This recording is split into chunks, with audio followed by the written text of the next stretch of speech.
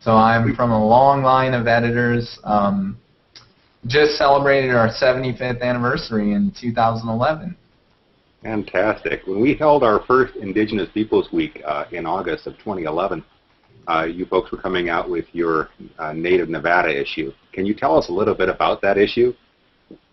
Yeah, the state's divided into 6 territories for tourism purposes. A little bit easier to promote sections of such a large state. One of them is Indian Territory, which is in fact the entire state.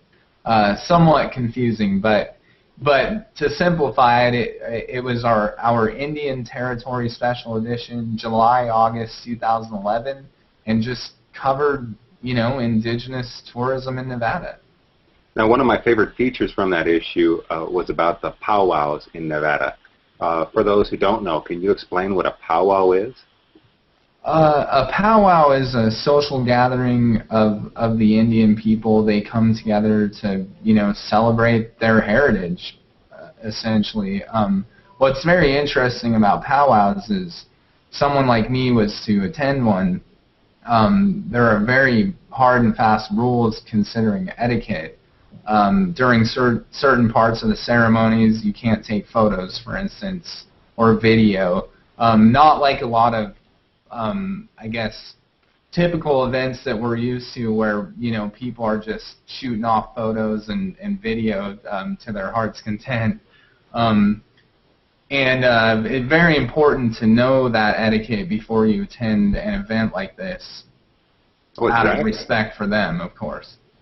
Well, of course, and that is one of the peculiarities that make indigenous tourism such an interesting phenomenon. Not everything goes. So it's good to have those kind of rules ahead of time. Yeah, and that article, which can also be found on NevadaMagazine.com, gets into what those rules are and what you need to know before attending. Most are public, and another interesting thing is no alcohol allowed at powwows. So, again, most events we're accustomed to going to, public events, drinking is a large part of it. So it's not an electric daisy, you're saying. You heard about that, huh? Las Vegas's version of Burning Man. Yeah, it's big news. Can you paint a broad picture? Tell us a little bit about indigenous peoples and tourism in Nevada. Yeah, one thing that fascinated us when we got into that issue was that there are 27 federally recognized tribes in the state. Again, it's a large state, so that makes a lot of sense. But these are sovereign nations. They have their own governments, their own laws. One of our major Indian reservations is Pyramid Lake, known for its world-class fishing, one of the only lakes in the world to have a population of Lahontan cutthroat trout, which they do a fine job of preserving in hatcheries. And but just in general, a beautiful lake. It's treeless. It's a desert lake. Very unique experience as you drive over and see it. It's actually a national scenic byway as well. Important to know, though, that a lot of the lake is off limits to the public, so be aware of permits and where you can actually drive and where you can camp and that sort of thing. Okay. Hey, Anders, we have Anders Kerfstedt from Nutisamisida in northern Sweden, the land of the midnight sun. Anders, do you have any comments or questions here? Not really. I'm just listening. Oh, that's allowed. That's allowed. And enjoying the midnight sun, of course. I'm covering it so thoroughly that how could anyone have questions, right? Well, one of the things I'd really like to encourage, in an unconference, and that's what we're calling it, is that we're having more conversations and interviews. And we're also having discussions that really do cross the globe. I made contact with Anders a few years ago with the Indigenous Tourism and Biodiversity Website Award, and one of the successes of that was having a conversation that really went around the world with participants from Australia, from New Zealand, from Sweden, from Canada, from Ecuador, from Bolivia, on and on. And it's my hope that with the Indigenous Tourism Conference that we'll have August 6th to the 12th, that we really have a really good, strong, multi-focused conversation. But no, Matt, you're doing a great job, and your answers are such to the point. Well, yeah, and I'm really behind what you guys are doing. I think it's great. Like I said, what was so great about that Indian Territory Special Edition is that we learned so much as a staff, and it really grew our appreciation for our native cultures. And not that we didn't have it to a great extent before, but just learning, knowledge. Knowledge is everything, and just it increases your appreciation. Another thing that I wanted to mention is a lot of rock art sites in our state. These people left behind petroglyphs and pictographs, sort of their era's graffiti, even though that has a negative context these days. But just fascinating. One thing that's probably the most interesting about it is we can only guess what a lot of these marks mean. I mean, there are no records to indicate that this particular object means this exact thing. So it's very mysterious as well. And a lot of these sites are open to the public, so people can look at them. If you've never seen them, it's like I said, it's an amazing experience. No, indeed. The rock that we're using for the English language poster comes from Valley of Fire, and it is such an amazing. You call it graffiti. I would call it more like a movie theater or a billboard. Well, I mean, like I said, graffiti, very negative context, but just to give people an understanding of, they drew on rocks.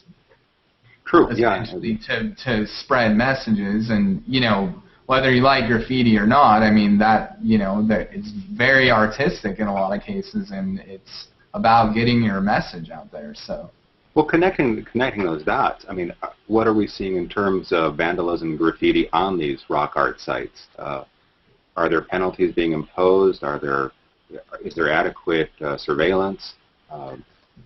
Well, that is one of the big concerns, and the more cases of that we have, the more these places are going to be shut down. So that was actually the gist of my editor's note in that issue was, we have to protect these places and respect these places, or they're going to be taken away.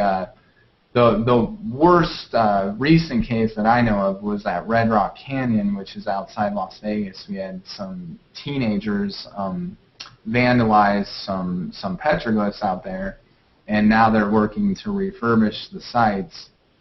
And also at Pyramid Lake, the namesake of that lake is in fact a pyramid rock that used to be open to the public and is no more because someone spray painted on the tufa rock formations out there. So that was sort of a sad part of that issue, is that learning that this stuff is happening. And like I said, if we want to have access to these sites, we're going to have to do a better job of preserving them and respecting them. Well, agreed completely. I guess the point that we're having with Indigenous Peoples Week in August is to kind of get the word out about these cultures and the measures that we need to take to protect and conserve this culture, because these are truly irreplaceable artifacts and living monuments to monuments that go back to the past. Yeah, I mean, like I said, it's a pretty simple equation. You just respect them, look at them, learn about them, but don't spray paint on them. And in fact, at Valley of Fire, when I went there 3 years ago, it was sad because you saw that people had reached over and carved, their initials over the petroglyphs, and you just sit there and shake your head in disappointment. Let me, to change the subject, let's say a traveler is coming from Chicago or from Stockholm, and they're coming to Las Vegas. What sort of indigenous tourism options do they have within a 4-hour radius? Oh man, it's endless. It really is, and I suggest people read that feature story about the reservations and colonies from that July-August 2011 issue. But you mentioned Valley of Fire State Park, very close to Las Vegas, and even beyond the indigenous tourism, you just have to check out this place. When I first saw it, it was even better than advertised, and I had really high hopes going into it. Red Rock Canyon National Conservation Area is another one, even closer to Las Vegas. And then probably a lot lesser known is the Las Vegas Paiute Colony. They actually have 3 world-class golf courses, and they host the Snow Mountain Powwow every Memorial Day weekend. And we talked about powwows earlier. You know, fascinating experiences. I definitely recommend you check that out if you can. No, one of the folks that I'm really interested in hooking up with are the folks from the Moapa Travel Center on the outskirts of Valley of Fire. A great place for fireworks. But but you know, they're running a casino, and you know, we're not seeing. I don't think we're seeing, you know, indigenous run or indigenous run or owned casinos elsewhere in the world. I think that seems to be something more localized here in the United States. Yeah, that's more of a California thing. You know, California is, of course, our neighbor. I don't know of an Indian-run casino in Nevada, although I could be wrong about that. If let's just say that there are very few, and I think that just has to do with Nevada being really the original gaming state. So there's already this very established gaming culture, if you will. So it just hasn't taken off. And one thing I was interested to learn about Pyramid Lake, again, north of Reno, is that they've fought, you know, building up a bunch of casinos around the shoreline just to keep it as true to their heritage as they possibly can. I guess they there was a time period where they could have built it up quite a bit, and they did. Hey, one last question, and I really appreciate your participation in a very successful attempt at a Google Hangout. My goodness. I want to get back to the whole notion of social media. And what impressed me early on when I was looking at Nevada Magazine, and living in Mexico for the past 2 years, you know, my introduction has only been online until I finally saw and bought a copy of the magazine over at Walgreens, America's favorite newsstand. But you know, you've been doing so much with social media. As a 75-year-old print magazine, how are you seeing this transition into the digital culture, and to what degree are people following? Man, it's a completely different world. I arrived at the magazine in 2006, and we didn't even start our Facebook profile, which is our oldest social media channel, until 2009. So, I mean, you know, up until 2009, my daily activities did not involve social media, and I cannot even imagine a world now where it didn't. It's just so much fun to interact and engage with people and hear their thoughts, and you know, it's so instant. Like last night, they set up an outdoor bowling lane in downtown Reno, part of the U.S. Open's women's final.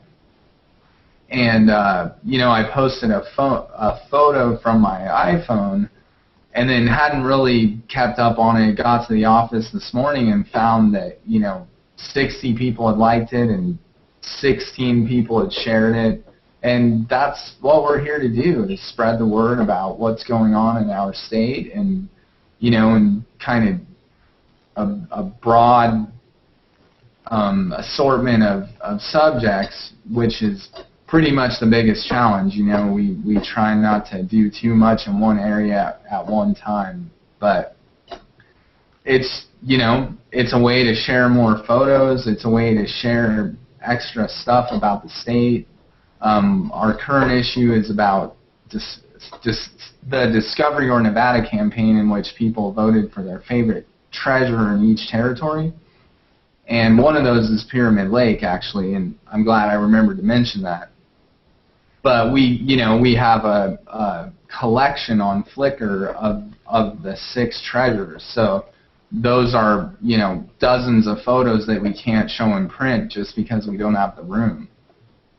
But for me, it's engagement. Like I said, it's hearing people's thoughts and answering people's questions, and I like constructive criticism too. I want to hear what people don't like as well. I hear you. I'd like to wrap up this as a broadcast, and thank you both for your time and your participation. A reminder of Indigenous Peoples Week focuses on Indigenous peoples and tourism.